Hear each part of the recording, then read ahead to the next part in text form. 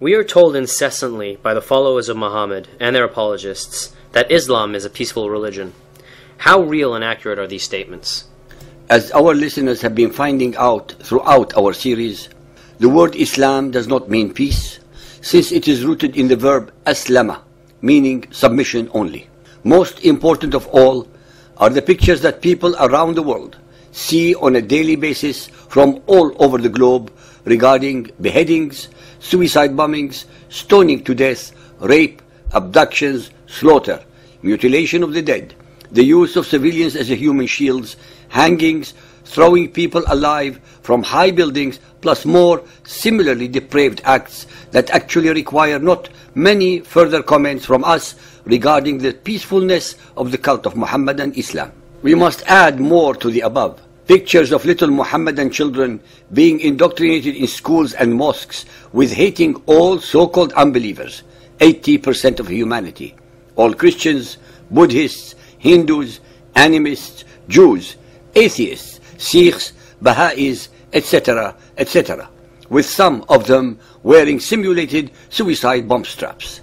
It was Muhammad who, 1400 years ago, unilaterally declared total and eternal war against all those who do not believe as he and his followers do.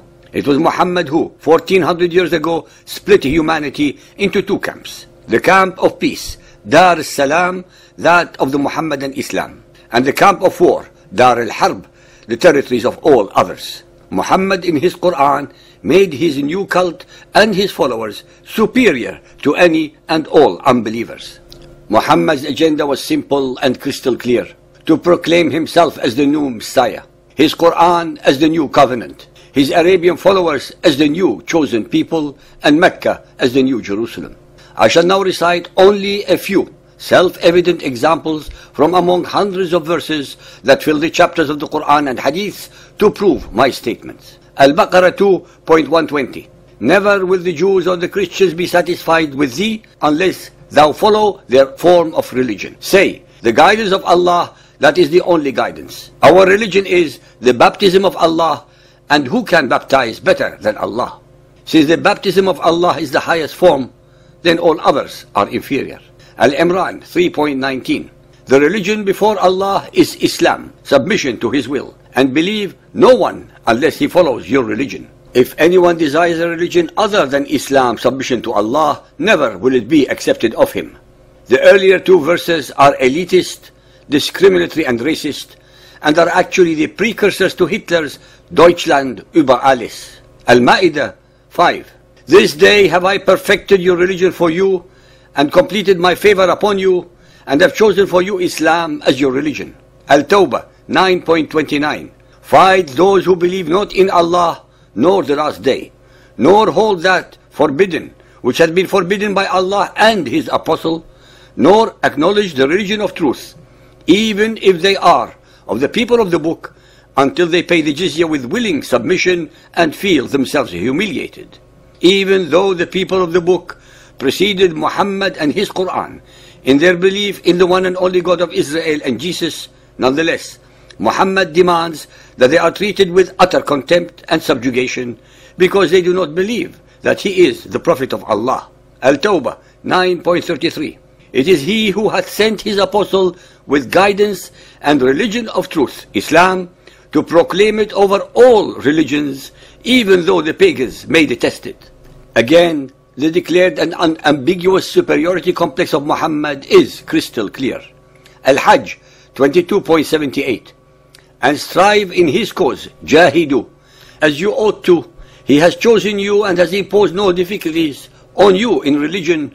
It is the cult of your father, Abraham. It is he who has named you Muslims, both before and in this revelation. It is he who has named you Muslims both before and in this revelation has only one meaning: that the Arab people who followed the earlier revelations, the Jews and the Christians of Arabia, are also called Muslims, just like the followers of Muhammad, since they were the first to submit to the will of the one and only God of Israel and Jesus.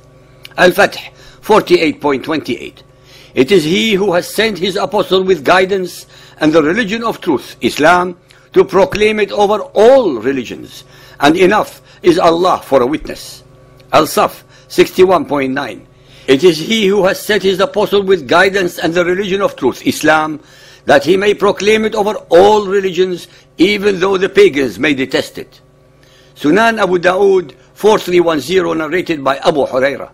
The Prophet said, "There is no prophet between me and him, that is Jesus. He will descend to the earth.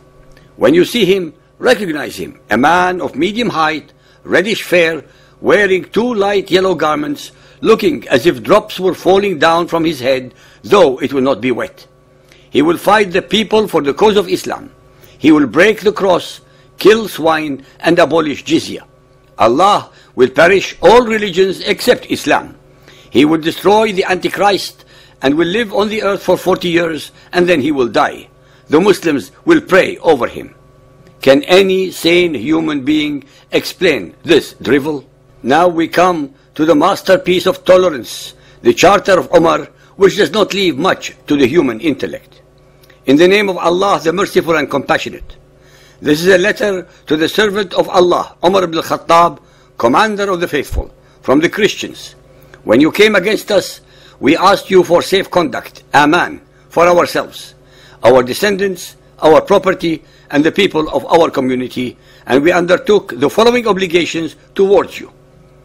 We shall not build in our cities or in their neighborhood new monasteries, churches, convents, or monks' cells, nor shall we repair by day or by night such of them as fall in ruins or are situated in the quarters of the Muslims. We shall keep our gates wide open for passers-by and travelers. We shall give board and lodging to all Muslims who pass our way for 3 days. We shall not give shelter in our churches or in our dwellings to any spy, nor bide him from the Muslims. We shall not teach the Quran to our children.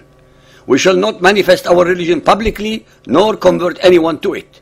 We shall not prevent any of our kin from entering Islam if they wished it. We shall not seek to resemble the Muslims by imitating any of their garments, the turban, footwear, or the parting of the hair. We shall not speak as they do, nor shall we adopt their kunyas. We shall not mount on saddles, nor shall we gird swords, nor bear any kind of arms, nor carry them on our persons. We shall not engrave Arabic inscriptions on our seals. We shall not sell fermented drinks. We shall not clip the fronts of our heads. We shall always dress in the same way wherever we may be, and we shall bind the zunar round our waists. We shall not display our crosses or our books in the roads or markets of the Muslims. We shall use only clappers in our churches very softly. We shall not raise our voices when following our dead. We shall not show lights on any of the roads of the Muslims or in their markets. We shall not bury our dead near the Muslims. We shall not take slaves who have been allotted to Muslims. We shall not build houses overtopping the houses of the Muslims. We accept these conditions for ourselves and for the people of our community, and in return we receive safe conduct. If we in any way violate these undertakings, for which we ourselves stand surety, we forfeit our covenant, dhimma, and we become liable to the penalties of contumacy and sedition. It is imperative that our listeners comprehend the following. 1. The Muhammadans were imposing degrading and discriminatory rules on the conquered peoples in their own homeland by the aggressors. 2. The Muhammadan Muslims were protecting the natives from whom? 3. Every condition above represents utter contempt for the religious beliefs and feelings of the subjugated peoples, for their culture, their heritage, and their dignity. 4.